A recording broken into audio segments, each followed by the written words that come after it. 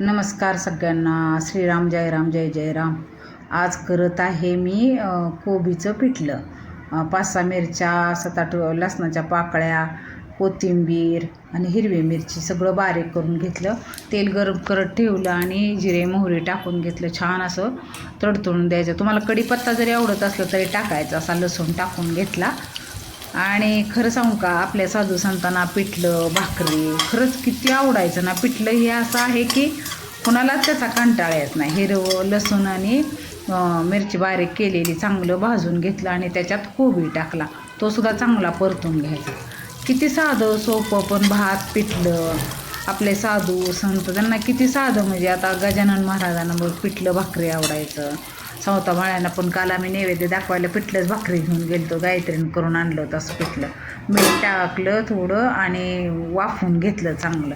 हिंग टाकून घेतला आणि हळद टाकून घेतली आणि चांगलं परतून घेतली. हळद ही आधी टाकल्यावर करपून जाईल म्हणून आत्ता टाकली मी. आणि मिरची बारीक केलं होतं ते भांडं पण मी जरा विसळून टाकलं आणि अजून थोडंसं पाणी वाटलं टाकलं थोडंसं.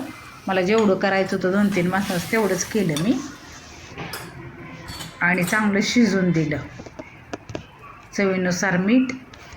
मी पहिल्यांदाच केले बरं का गायत्रीचं बघून. गायत्री खूप छान करते म्हणजे भाज्या आहे आणि मला आवडलं. त्या दिवशी मी आरणला गेल्यावर खाल्ल्यानंतर कोथिंबीर टाकली आणि थोडंसं चांगलं जरा शिजून दिलं. आता बेसन पीठ घालून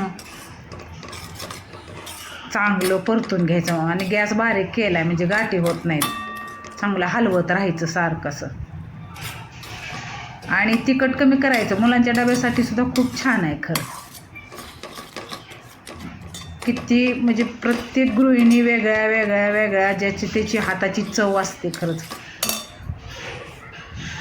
5 चमचे लागलं मला पीठ, बेसन पीठ. ते चमचा टाकते का नाही त्या चमच्याने. आणि चांगली 1-2 चांगली वाफी येऊन दिली. हलवत राहायचं. म्हणजे आपल्या साधू संतांच्या ह्याच्यात पण पिठल्याचं किती महत्त्व आहे.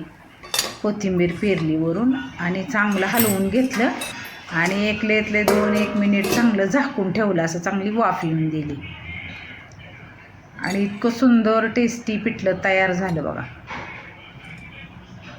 मला आवडलं म्हणून मी केलं. खरंच तुम्हाला सुद्धा आवडेल. तुम्ही करून बघा खरं. ढबू मिरचीचं सुद्धा बारीक चिरून असंच करायचं आणि थोडीशी कोथिंबीर पेरली वरून. तुम्हाला जर ही रेसिपी आवडली असली तर लाईक शेअर सबस्क्राईब करा आणि असं पिठलं करून बघा तुम्ही.